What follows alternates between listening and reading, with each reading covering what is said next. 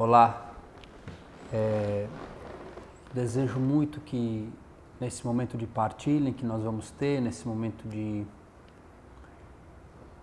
que eu pretendo e desejo ser canal da graça do Senhor, ser canal daquilo que o Senhor tem preparado para nós nessa pregação. Eu desejo muito que o Espírito Santo realize essa obra mesmo, que o Espírito Santo seja Ele quem venha anunciar, que seja a sabedoria do Espírito que venha a falar nessa pregação e que esse mesmo Espírito me conduza e esse mesmo Espírito abra o seu coração e esse mesmo Espírito abra a sua mente, abra a minha mente, porque nós vamos tocar em um assunto em que a nossa carne, ela por si só, ela tende a gritar. A nossa carne por si só, ela tende a rejeitar. A nossa história, as lutas do dia a dia, as feridas, os traumas, enfim, todo o nosso ser, ele, enquanto homem velho, enquanto homem carnal, enquanto o mundo que vive em nós tende a se levantar, tende a criar mecanismos de rejeição, tende a criar, à medida que nós vamos conversando, o mundo que há em nós tende a dar respostas contrárias ou minimizar o anúncio da palavra ou esvaziar um pouco o anúncio da palavra. Nós vamos falar um pouco sobre como esperar, como desejar, como buscar, como ansiar, transferir tudo aquilo que talvez seria justo vivermos aqui nessa terra para o céu. Como transferirmos aquilo que talvez fosse justo que nós usufruíssemos nessa terra para usufruir no céu. Abrirmos mão de algo que eu poderia usar em função de mim para usar em função dos outros, em função dos jovens, em função da humanidade. No Evangelho de Mateus, capítulo 6, versículo 24, começa dizendo assim: Ninguém pode servir a dois senhores. Com efeito, ou odiará a um e amará o outro, ou se apegará ao primeiro e desprezará o segundo. Não podeis servir a Deus e ao dinheiro. É uma palavra forte, né? É uma palavra clara, é uma palavra extremamente objetiva, e depois ele vai continuar falando, né, do 25 ao 34. E eu sugiro muito que faz parte do carisma Shalom, faz parte da vocação Shalom.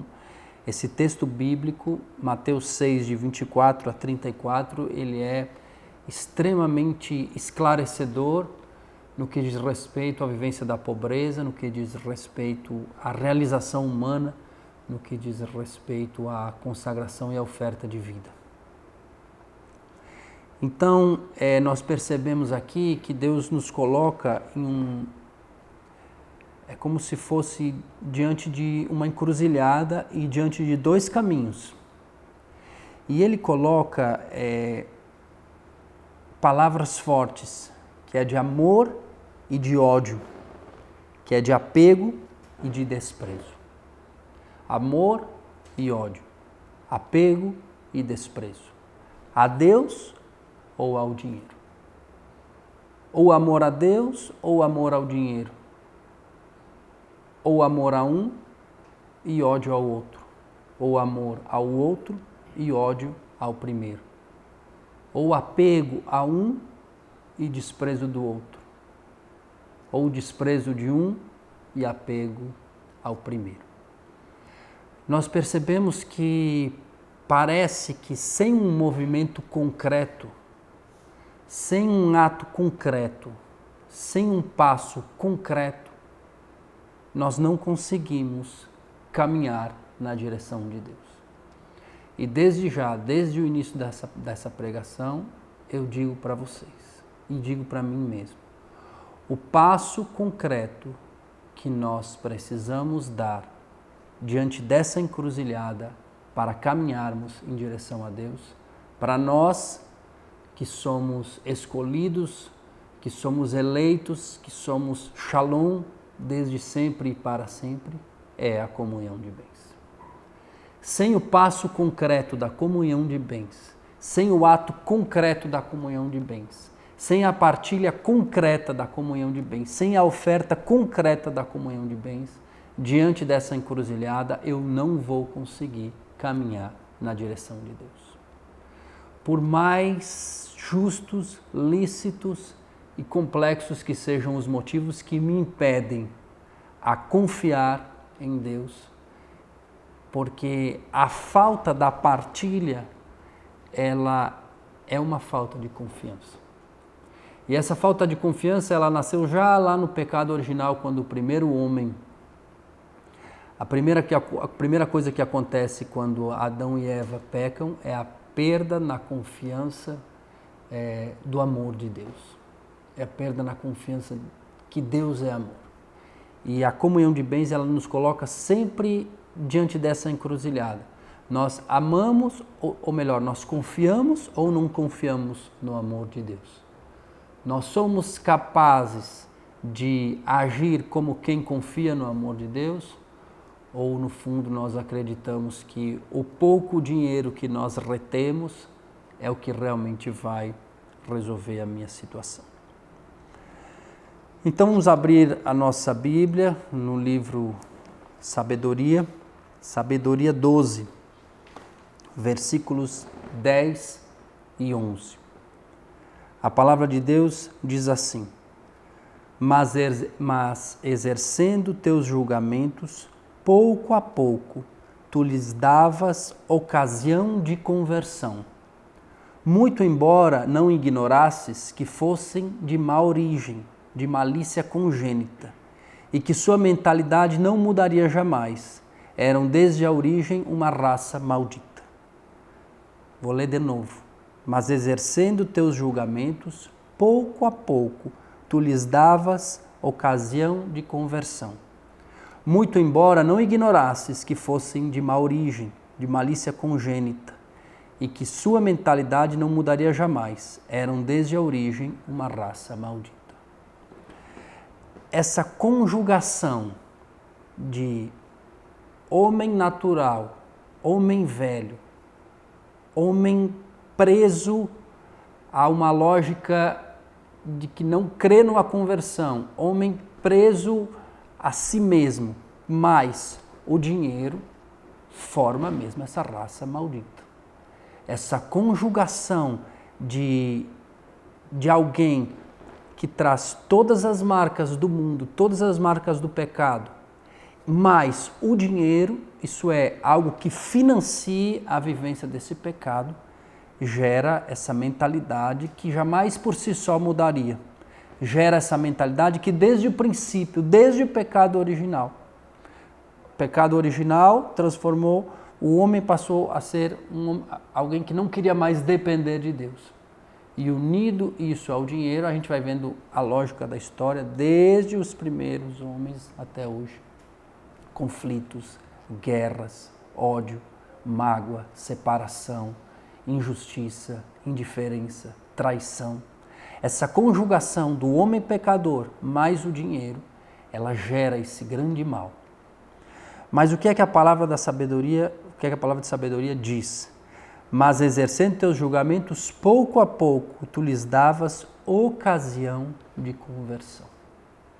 Mesmo sabendo que o homem marcado pelo pecado original, que o homem fraco, e nós do Carisma Shalom, que somos os menores, os piores, os vasos de argila, mesmo sabendo que nós, fracos do jeito que somos, e que junto com o dinheiro, essa junção poderia trazer um grande mal, e por si só seria um grande mal, pelo mistério da paixão, morte e ressurreição de Cristo, Deus nos dá pouco a pouco uma ocasião de conversão. E qual é essa ocasião de conversão? É a partilha das minhas primícias. É a minha comunhão de bens. E é uma ocasião. Por que ela é uma ocasião? Porque ou eu partilho ou eu consumo. E é como se uma vez consumido, não existe mais. Mas um dia eu vou juntar tudo que eu tenho e vou pagar as dívidas que eu teria porque não partilhei. Aquilo que era para ter acontecido naquela época, talvez não tenha acontecido. A comunhão de bens que era para ter sido feita naquele momento, naquela ocasião, porque Deus tinha algo a realizar e quis se valer da participação do homem através da sua partilha, talvez não tivesse acontecido. Então nós precisamos entender a comunhão de bens como uma ocasião de conversão. Isso é, eu recebo os meus rendimentos, eu recebo os meus bens, eu recebo o meu salário, ou recebo a ajuda de alguém, ou recebo a minha comissão, ou recebo a minha restituição do imposto de renda, ou recebo qualquer herança, ou recebo em qualquer rendimento, enfim, quando eu recebo, ali é uma ocasião de conversão. Porque se não houver uma partilha ali, há uma grande possibilidade de se juntar o homem velho mais o dinheiro e se transformar naquilo que a palavra de Deus continua falando quando essa ocasião de conversão não acontece. Se nós aprofundarmos ainda um pouco mais, no livro de Abacuque, capítulo 2, versículo de 9 a 11, ele diz assim: Ai daquele que ajunta ganhos injustos para a sua casa, para colocar bem alto o seu ninho, para escapar à mão da desgraça. Decidiste a vergonha para a tua casa, destruindo muitas nações, pecaste contra ti mesmo. Sim, na parede a pedra gritará, e do madeiramento as vigas responderão. Usar o dinheiro da comunhão de bens para aqueles que são chamados a viver a comunhão de bens, para outras coisas, os frutos não são bons. Nós pensamos muitas vezes que usar o dinheiro da comunhão de bens vai resolver alguma coisa, e não vai. Não vai porque no momento em que eu pego, e não é muito, se vocês forem perceber, se você é da obra é 10%, se você é da comunidade aliança é 15%. Na verdade, a grande porção do dinheiro já ficou com você. É uma pequena porção que é partilhada. E essa pequena porção, ela inclusive tem um valor numérico, que significa uma pequena porção. E que aparentemente ela até pode resolver uma pequena coisa. Mas primeiro, esse dinheiro já não mais me pertence. Para mim, que diante do altar, diante de Deus, decidi e resolvi viver como alguém que depende de Deus, como alguém que espera de Deus, como alguém que confia em Deus. Então esse dinheiro não me pertence. Essa ocasião de conversão, ela passa e eu não a vivo. Aí eu pego esse dinheiro e consumo em algo, consumo um dinheiro que já não me pertence. Por que é que ele não me pertence? Porque ele é uma demonstração daquilo que nós falamos lá naquela encruzilhada, onde eu posso caminhar na direção de Deus ou eu posso caminhar na direção do dinheiro.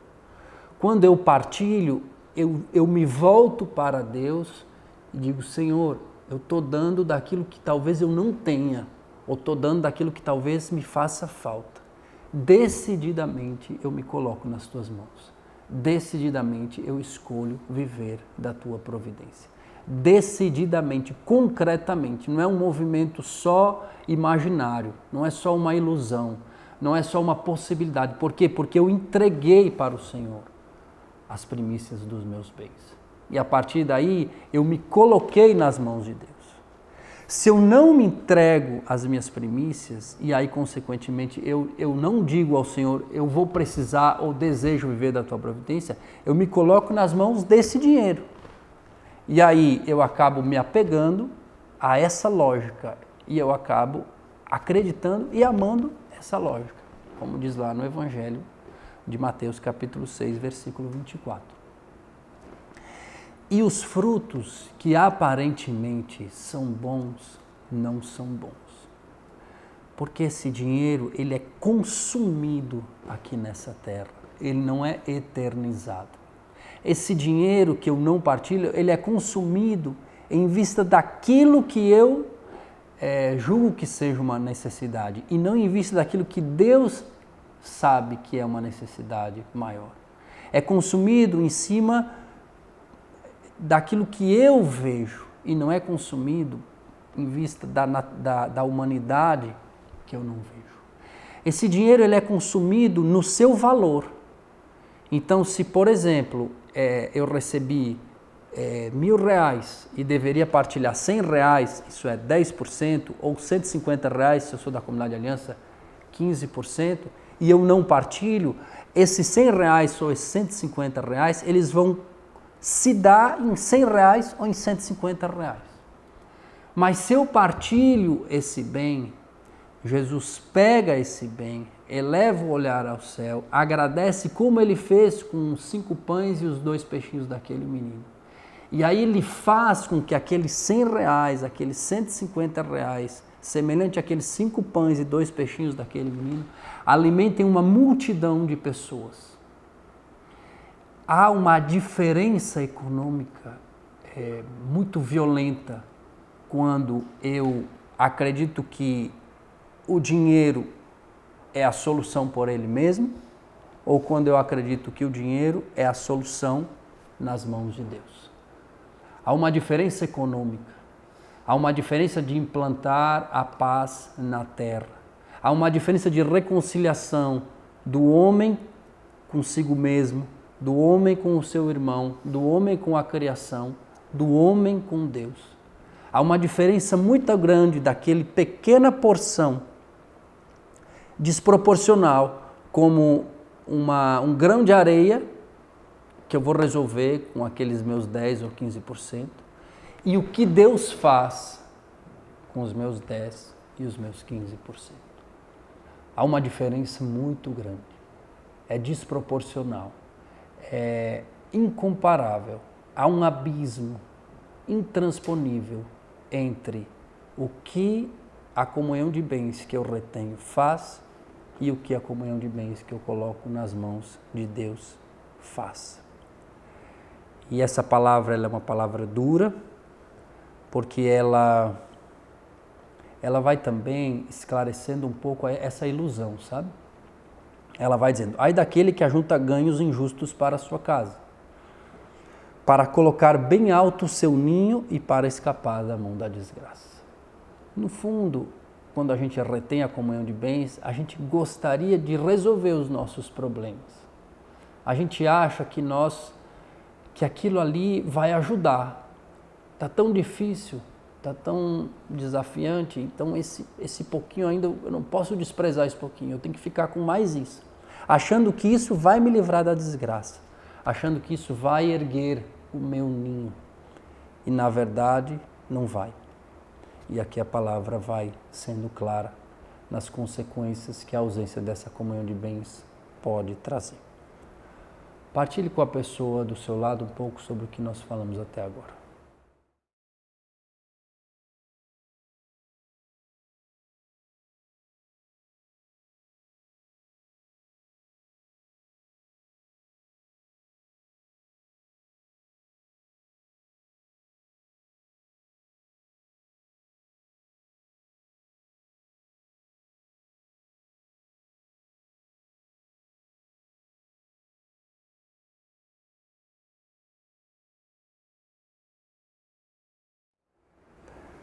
No Evangelho de João, capítulo 18, versículos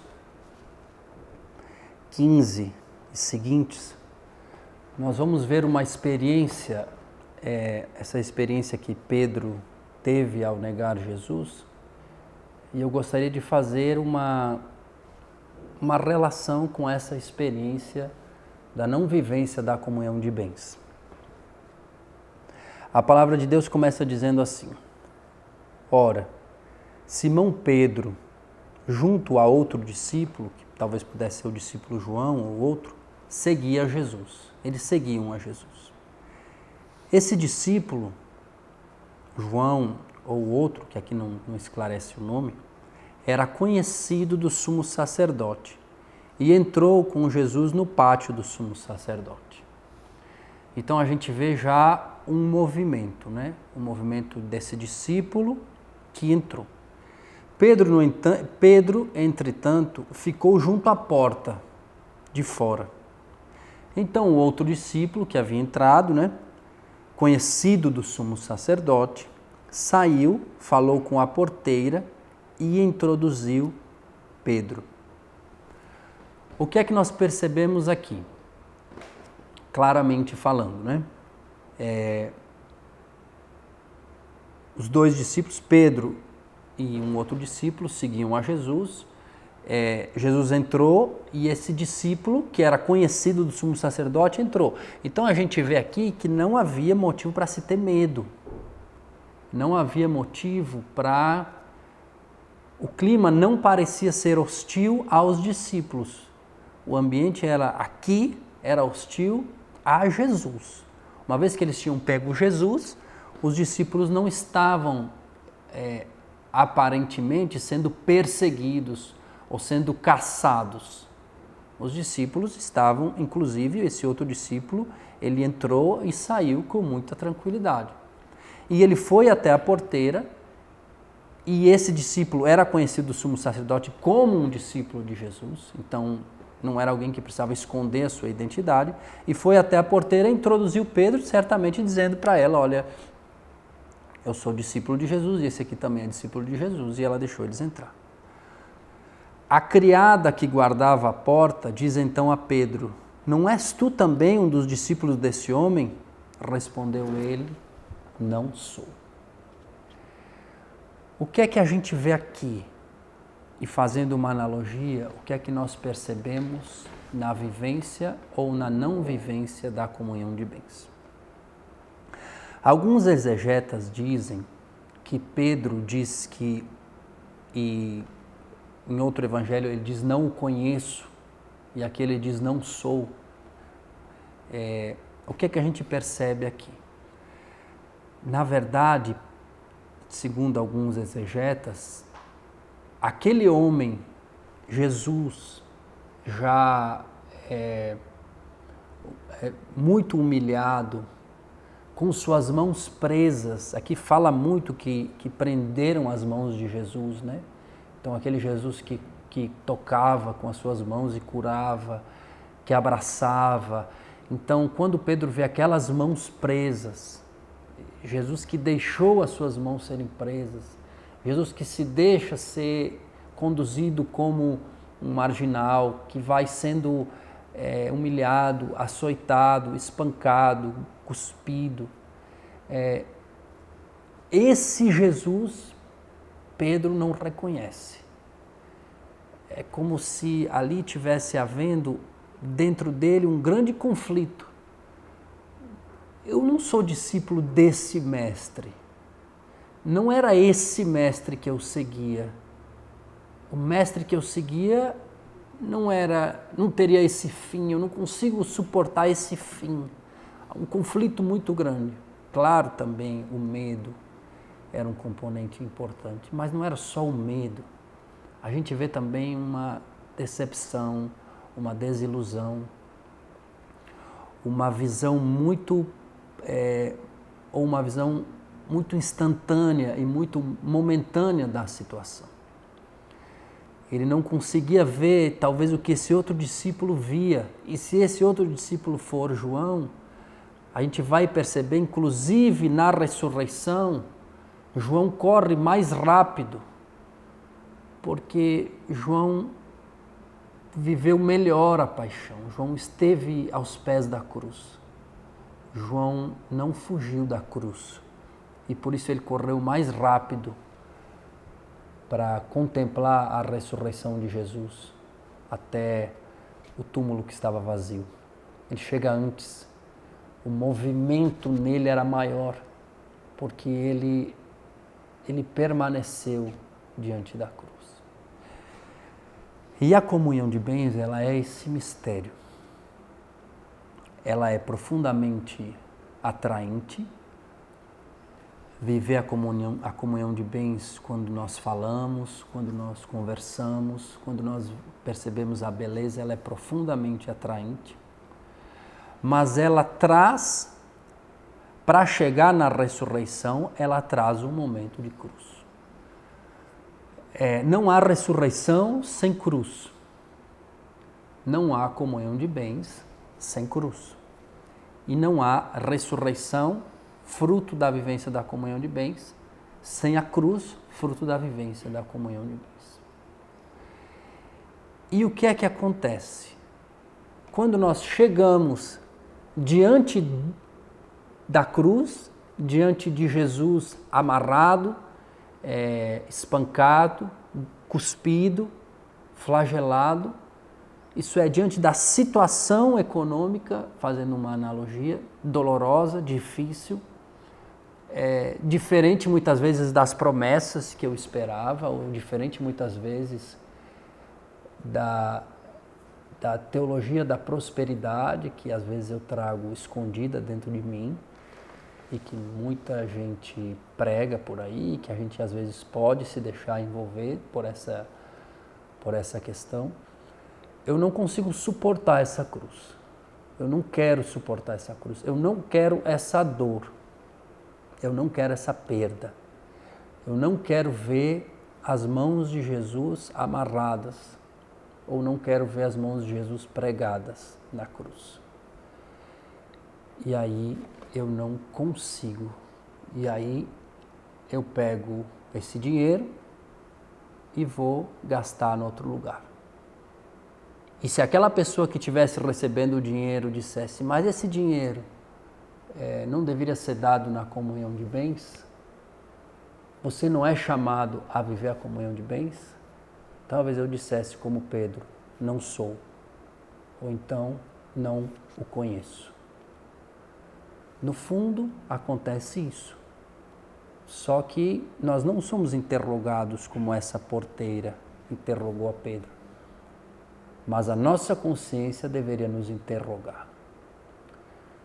No momento em que eu estou gastando a minha comunhão de bens em outra coisa, a minha consciência deveria dizer a mesma coisa que disse para Pedro: não és tu também um dos discípulos deste homem?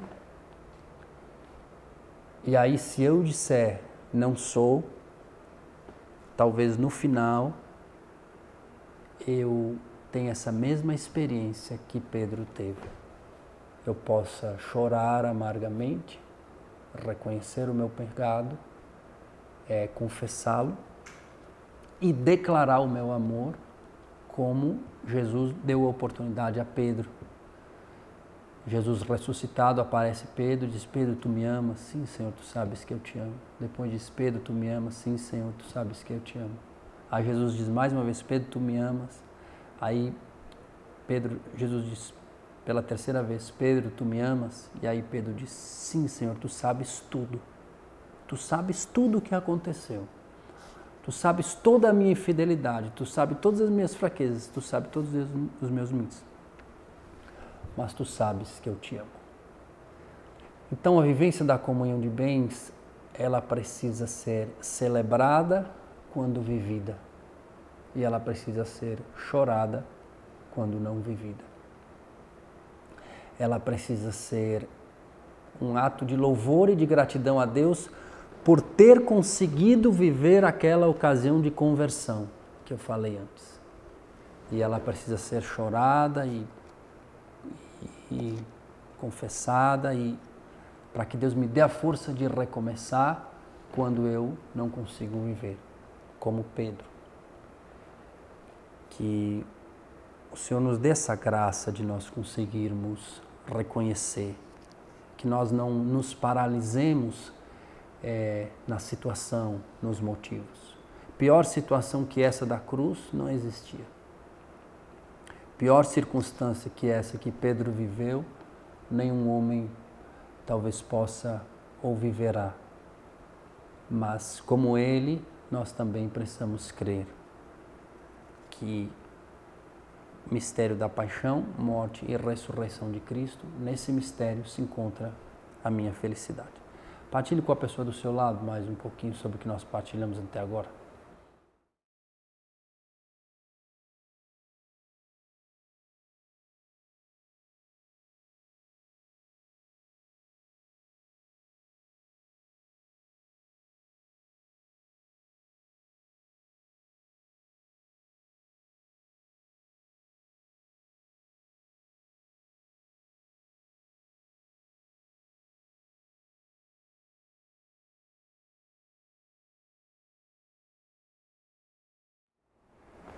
Vamos abrir no Evangelho de Lucas, capítulo 22,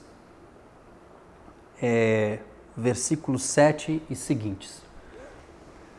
Vamos ver uma vivência da comunhão de bens, uma experiência de uma vivência de comunhão de bens aqui, a grandeza e o impacto que isso pode significar. Veio o dia dos ázimos, quando deveria ser imolada a Páscoa.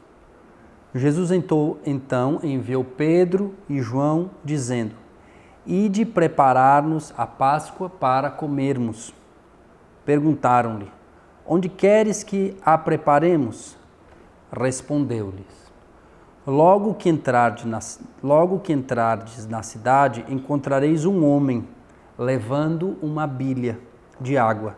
Segui-o até a casa em que ele entrar. Direis ao dono da casa. Eu quero parar aqui porque quero retomar aquela passagem de Abacuque, que dizia assim: ai daquele que ajunta ganhos injustos para a sua casa. E aqui nós vamos ver o que acontece com esse dono dessa casa. Direis ao dono dessa casa: o mestre te pergunta, onde está a sala em que comerei a Páscoa com os meus discípulos? Será que essa pergunta não é feita para nós todos os meses? Onde está a sua comunhão de bens para que eu coma a Páscoa com os meus discípulos? Será que Jesus não faz essa pergunta todos os meses para a gente? Onde está a sua comunhão de bens para que eu reúna os jovens? Onde está a sua comunhão de bens para que eu cuide dos pobres? Onde está a sua comunhão de bens para que eu evangelize através dos meios de comunicação? Onde está a comunhão de bens para que eu possa chegar à formação a todos? Onde está a comunhão de bens para que eu possa abrir mais casas missionárias? Onde está a sua comunhão de bens para que eu possa formar melhor os discípulos nos discipulados e enviá-los? Onde está a sua comunhão de bens? Aí Jesus confia na resposta desse homem. O que mais me impressiona, não houve aqui, nós não podemos entender aqui que Deus tirou a faculdade desse homem decidir. Que Deus fez uma lavagem cerebral nesse homem que os discípulos iriam encontrar. Da mesma forma que a comunidade, e Deus fala através da comunidade, Deus fala através dos pregadores, Deus fala através dos formadores, Deus fala através das autoridades constituídas, Jesus falou em nome desses dois discípulos. Mas Jesus confiava no sim desse homem, antes mesmo dele dizer sim. Esse homem poderia dizer não? Poderia. Mas Jesus confiava no sim desse homem. Como Jesus confia no nosso sim. À medida em que Jesus vai construindo o reino, vai construindo a comunidade Shalom, ele vai confiando no seu sim. No seu sim de oração, no seu sim de evangelização, e no seu sim de partilha dos bens, e no seu sim de vida fraterna, e no seu sim, todos os sims que nós precisamos dar. Jesus confia no nosso sim. Jesus não lida com a possibilidade de nós dizermos não. Jesus não deu um plano B para Pedro e João, dizendo, olha, mas se ele disser não, aí vocês ou voltam ou vão fazer outra coisa. Ele não diz, ele diz assim, ele vos mostrará no andar superior uma grande sala, isso é, na parte mais nobre da casa, provida de almofadas. Isso é, esse homem estava dando a parte mais íntima, a parte mais digna, a parte mais justa de ser dada a Deus. A melhor parte da sua casa iria ser oferecida para que Jesus ali celebrasse a Páscoa com os seus discípulos. Deus não lida com a possibilidade de nós darmos ou nada ou as migalhas. Deus não nos trata de acordo com como nós podemos responder. Santo Agostinho tem uma frase que me marca muito, que diz: dá-me o que me pedes e pede-me o que quiseres. Então há um mistério de providência de Deus e partilha que Deus vai nos dando. Na verdade, o nosso grande problema é que nós não compreendemos ou não reconhecemos ou não acreditamos que é Deus quem me dá. No fundo, a gente acredita que é a força do nosso braço que faz chegar os rendimentos até nós. É por isso que eu disse desde o início, é muito difícil tratar desse assunto, porque quando a gente olha para o mundo, quando a gente olha para o mercado, o que é que a gente vê? Que a poucos é dado o prêmio e a muitos ficam com as sobras. Quando a gente olha para o mundo, para o mercado, a gente realmente não consegue entender isso. Mas quando a gente olha para Deus, quando a gente olha com os olhares de fé, de esperança, de caridade, aí nós mergulhamos nesse mistério. E só o Espírito pode realizar essa obra em nós. Vamos ler de novo agora sobre essa nova ótica. Perguntaram-lhe, Pedro e João perguntaram a Jesus: onde queres que a preparemos? Respondeu-lhe Jesus: logo que entrardes na cidade, encontrareis um homem levando uma bilha de água. Segui-o até a casa em que ele entrar.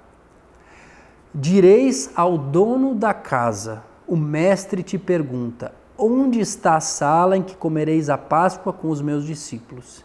E ele vos mostrará no andar superior uma grande sala, provida de almofadas. Preparai ali. Eles foram e acharam tudo, como dissera Jesus, e prepararam a Páscoa.